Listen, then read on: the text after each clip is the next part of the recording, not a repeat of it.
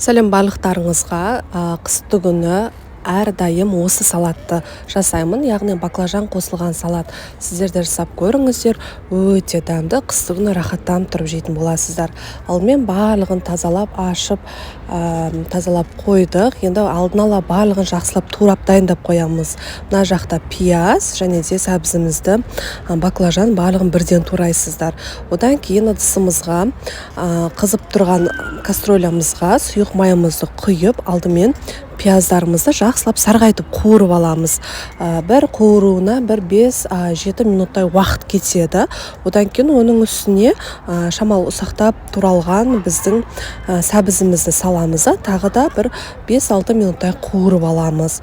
Осы орайда баклажандарымызды жақсылап турап дайындап қойдық. Баклажанды қатты ірі немесе қатты майда турап жібермеңіздер, орташа мөлшерде турайсыздар.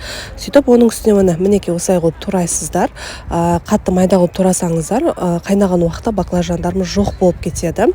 Немесе ірі турап қойсаңыздар, піспей қалса, тағы да атылып кетеді. Және де бұл баклажан өте бір капризный салат болған соң, бұның дайындалуы да бір қиынырақ. Осы орайда помидорларымызды блендерден немесе мясорубкіден солғын шығарып, жақсылап езіп аламыз. Помидорларды да тоже алдын ала барлығын дайындап қоясыздар.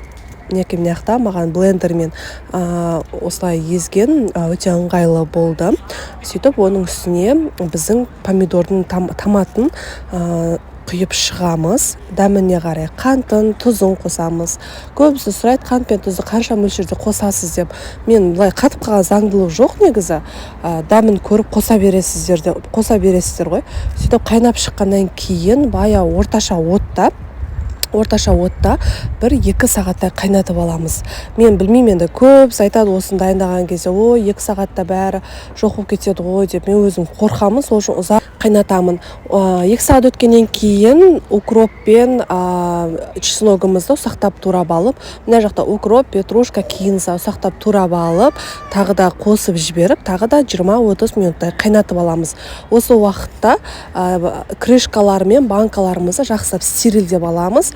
Одан кейін дайын болған уақытта уксусымызды 3-4 ас қасық уксус қосып жіберіп, тағы да 5 минуттай қайнатып, одан кейін бірден қайнап тұрған жерінен банкаларымызға, стерильденген банкаларымызды құйып жауып аламыз.